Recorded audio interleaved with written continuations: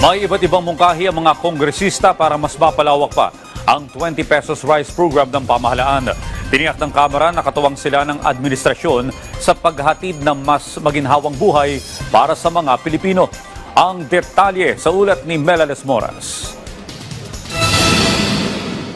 Kumpiyansa ang liderato ng Kamara na malaki ang maitutulong ng 20 pesos rice program ng administrasyon sa mga Pilipino. Para mapalawak pa ito at maging mas pangmatagalan, naghain din sila ng iba't ibang mungkahi na maaaring gawin. Ayon kay House Committee on Agriculture and Food Vice Chair El Rey Villafuerte, maaaring paigtingin ang masagana rice program para ang murang bigas maibenta hindi lang sa piling lugar kundi sa buong bansa. Sa ilalim ng kanyang proposal, bibigyan ng 40,000 pesos per hectare na pre-planting assistance ng gobyerno ang mga magsasaka sa ilalim ng ilang kondisyon para ang kanilang ani maibenta sa mas murang halaga hanggang sa makarating ito sa merkado. May kahalintulad ding mungkahi si Agri-Party List Representative Wilbert Lee na nakapaloob sa kanyang panukalang Cheaper Rice Act. Bukod dito, maaari rin daw gawin ang sumusunod.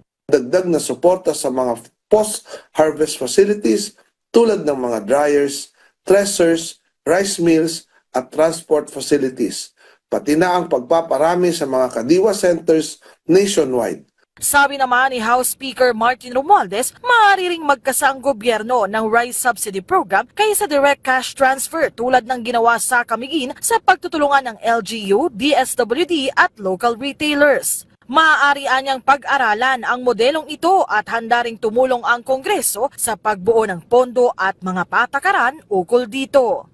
Sa ngayon, may mga nakahain na ring panukala rito sa Kamara para mas mapagbuti pa ang sektor ng agrikultura sa bansa. Melales Moras para sa Pambansang TV sa Bagong Pilipinas.